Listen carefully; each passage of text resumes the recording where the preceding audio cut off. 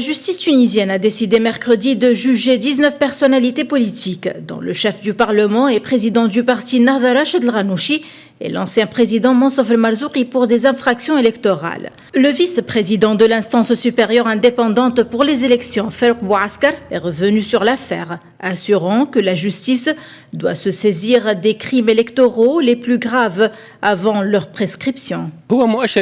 C'est un indicateur positif. C'est la première fois depuis 2011 que ces violations électorales sont sérieusement traitées. Un début encourageant, mais ce n'est pas suffisant. Il y a des violations plus importantes qui devraient être traitées sérieusement et sont principalement liées à des financements étrangers. Au cours d'une réunion avec la chef du gouvernement, le président a réitéré son souci d'assumer pleinement ses responsabilités et de rompre les pratiques d'ingérence dans la justice. Saïd a fait ses déclarations quelques heures après que ces personnalités politiques aient été déférées en justice pour avoir commis des crimes électoraux. Malheureusement, tout le monde sait depuis de nombreuses années comment la politique interfère avec le pouvoir judiciaire.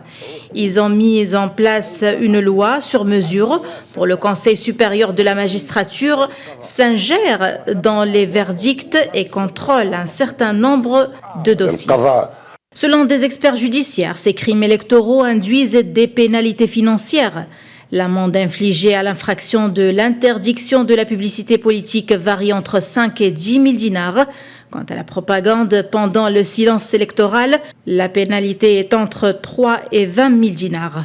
Sur un autre plan, le vice-président de l'instance supérieure indépendante pour les élections a assuré que le président est concerné comme le reste des candidats par ces crimes électoraux, mais que la procédure judiciaire qui lui est relative diffère de celle des autres candidats compte tenu de l'immunité dont il bénéficie actuellement en tant que chef de l'État. Depuis Tunis, Najwa Becha pour Média.